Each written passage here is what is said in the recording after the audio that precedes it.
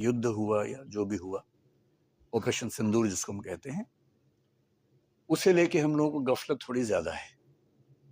और मैंने देखा है टीवी पर भी, सोशल मीडिया पर भी,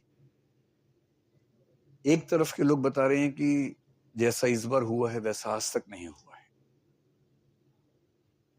और दूसरी तरफ के लोग कह रहे हैं कि अरे इंदिरा जी होती तो पता नहीं क्या होता, उन्होंने जो किया था उसकी बात अलग थी। और मेरी एक क्लिप चला चला के वो लोग थोड़ा सा मसाला डाल रहे हैं। मैंने किसी जगह एक हंसी मजाक में कहा था कि इंदिरा जी ने पाकिस्तान के 2 हिस्से कर दिए थे, बधाई हो बांग्लादेश हुआ है।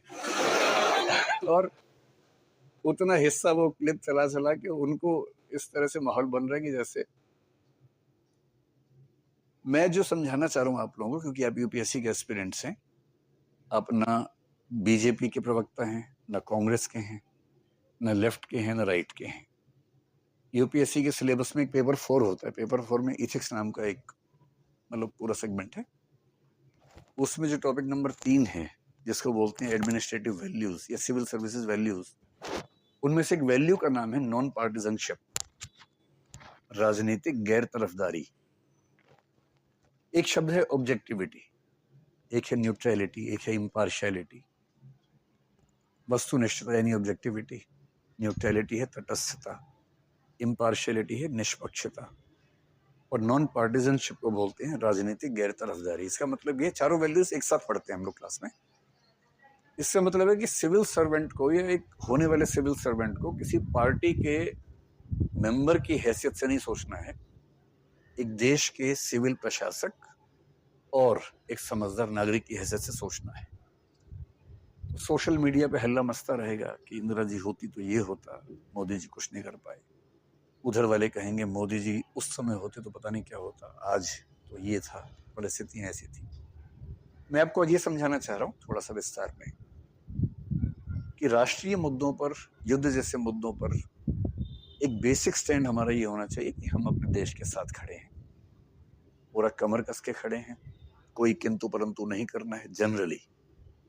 और जब कोई बहुत आपको ऑब्जेक्शनेबल बात लगे तो उसको विनम्र तरीके से सही मंच पर एक प्रश्न के रूप में, न कि सरकाजम के रूप में, न कि व्यंग्य के रूप में, न कि चोट के रूप में रखना चाहिए। और मैं आपको आज जो समझाना चाह रहा हूं, आप मुझसे सवाल पूछ सकते हैं। मैं जब भी कोई बात कहूं आप मुझसे सवाल पूछ भी सकते हैं, हमला भी कर सकते हैं मेरे ऊपर, बातों से मतलब सवालों से एकदम हमला कर देंगे, सर आपने ये कैसे बोल दिया, मैं तो ये मानता हूं, मेरे पास ये प्रमाण है, प्रूफ है, एविडेंस है। आप एविडेंस दीजिए, मैं भी दूंगा, फिर बात किसी मुकम्मल नतीजे तक पहुंच जाएगी। ठीक है?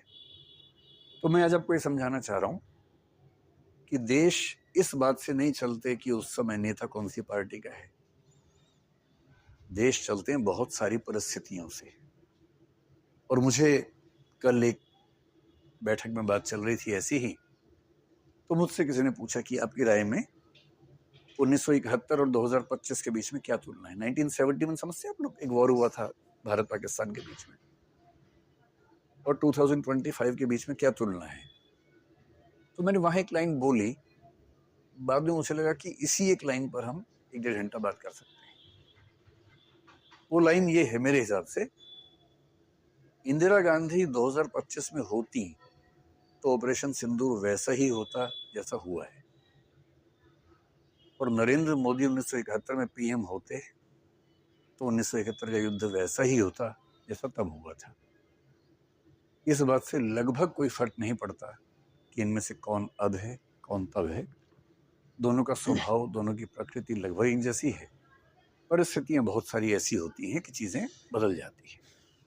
पर ये बात समझने के लिए हमें एक बार, मुझे नहीं पता आप किस पार्टी को फॉलो करते हो सकता है आप में से कुछ लोग बीजेपी वाले हों, कुछ कांग्रेस वाले हों, हैं तो हैं, मुझे क्या फर्क पड़ता है। लेकिन थोड़ी देर के लिए उसको भूल के नॉन पार्टीजन होके सोचेंगे तथ्यों के आधार पर, ऑब्जेक्टिव बेसिस पे। और मैं एक बात का बड़ा समर्थक हूं कि कम से कम सोचते समय हमें उन सब चीजों से मुक्त रहना चाहिए कि हमारे चाहने वाले किस विचारधारा को मानते हैं। तटस्थ होकर सोचना है। साहिर एक बहुत प्रसिद्ध शायर हुए थे, उनकी भाषा में कहूं, ले दे के अपने पास एक नजर ही तो है, ले देखे अपने पास एक नज़र ही तो है, क्यों देखें जिंदगी को किसी की नज़र से हम। मैं किसी और की नज़र से क्यों देखूंगा भाई? हम क्या मूर्ख हैं? हम क्या बेवकूफ़ हैं? मैं समझ नहीं आता। अपने तरीके से देखेंगे, समझेंगे चीज़ों को, है ना? और फिर आप मुझसे सवाल पूछना, और फिर हम आज एक मुकम्मल निष्कर्ष निकाल के चलेंगे कि फाइनली जो हुआ कैसा हुआ, और यदि आप प्रधानमंत्री होते तो आप क्या करते।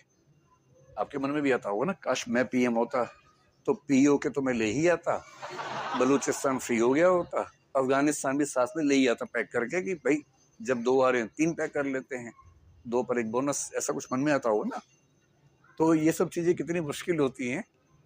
मैं जो कहना चाह रहा हूँ कि 1971 को थोड़ा सा समझें और 2025 को थोड़ा सा समझें, और सबसे पहले एक बात समझ लें कि 1971 एक ऑपरेशन नहीं था, एक वॉर था, युद्ध था। मुझे उम्मीद है कि आप युद्ध समझते होंगे क्या होता है। और 2025 एक वॉर नहीं था, एक ऑपरेशन था। जब तक हम इस इतनी बेसिक बात को न समझ लें कि एक वॉर और एक ऑपरेशन की तुलना सीधे तौर पर नहीं हो सकती है, तब तक हम कैसे इस बात पर आगे बढ़े। 1971 को समझने के लिए आपको थोड़ा सा पता होना चाहिए बैकग्राउंड में। एक 1948 भी हुआ था भारत में, एक 1962 भी हुआ था, और एक 1965 भी हुआ था। वो जो दौर था युद्धों का दौर था, 2 देशों के बीच में युद्ध होते थे। मैं उम्मीद कर रहा हूँ कि आपको पता होगा कि इनमें से एक युद्ध चीन के साथ हुआ था और 3 पाकिस्तान के साथ हुए थे। चीन के साथ कौन सा हुआ था? 1962 वाला साइनो इंडिया वॉर या इंडिया चाइना वॉर, जो भी इसको आप कहना चाहें। 1948 से भारत पाकिस्तान हुआ, फिर 65 में हुआ, फिर 71 में। 1970s के बाद इन देशों को भी और दुनिया के अधिकांश देशों को समझ में आया कि युद्ध करना फिजूल की बात है। युद्ध में बहुत खर्चा होता है, बहुत लोग मरते हैं, बहुत संसाधन वेस्ट होते हैं, रिसोर्सेज वेस्ट होते हैं बहुत सारे। अब युद्ध का जमाना ऑलमोस्ट खत्म होने लगा। मैं जानता हूं कि आप जानते हैं कि आज भी युद्ध हो रहे हैं, रशिया यूक्रेन के बीच में हो ही रहा है, और आप एक तरह से कह सकते हैं कि जो इजराइल और हमास के बीच में है वो भी आप कह सकते हैं कि युद्ध ही हो रहा है। लेकिन जनरली युद्ध खत्म होने लगे और लोगों ने क्या किया कि प्रॉक्सी वॉर जैसी चीजों का सहारा लेना शुरू किया। प्रॉक्सी वॉर का मतलब युद्ध नहीं करेंगे, चुपके से जाके मार के आ जाएंगे, या विचारधारा के माध्यम से कुछ कर देंगे, या कुछ ऐसा करेंगे कि इम्पैक्ट वैसा आ जाए, और वॉर नहीं करेंगे।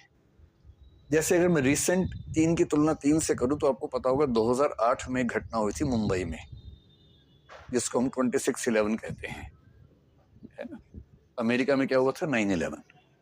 और अमेरिका के 9/11 में 9 महीना है, 11 डे है, और हमारे 26/11 में 26 डे है, 11 महीना है, क्योंकि हम महीने को बाद में लिखते हैं, वो महीने को पहले लिखते हैं। फिर आपने सुना होगा 2016 में घटना हुई थी जिसको उड़ी कहते हैं। फिर आपको पता है कि 2019 में एक और घटना हुई थी, उसका नाम था पुलवामा। इन सब मामलों में हमने कुछ कुछ एक्शंस लिए थे। विशेष रूप से उड़ी के बाद हमने एक सर्जिकल स्ट्राइक किया था। फिर 2019 में हमने बालाकोट नाम से एक स्ट्राइक की थी। इन सबको मोटे तौर पर आप बोल सकते हैं ऑपरेशंस। ऑपरेशन का मतलब युद्ध नहीं, युद्ध से कुछ छोटा, पर हाँ हमने एक स्टेप लिया जिसको युद्ध नहीं कहेंगे, लेकिन हमने अपने तरीके से एक्शन लिया, कार्रवाई की। अब अगर थोड़ा सा आप इन युद्धों की तुलना कर लें और थोड़ा सा ऑपरेशन की तुलना कर लें और खुद को रख के देखें पीएम की जगह पर, तो फिर मैं आपसे पूछूंगा आधे घंटे के बाद कि अगर आप होते तो आप क्या करते।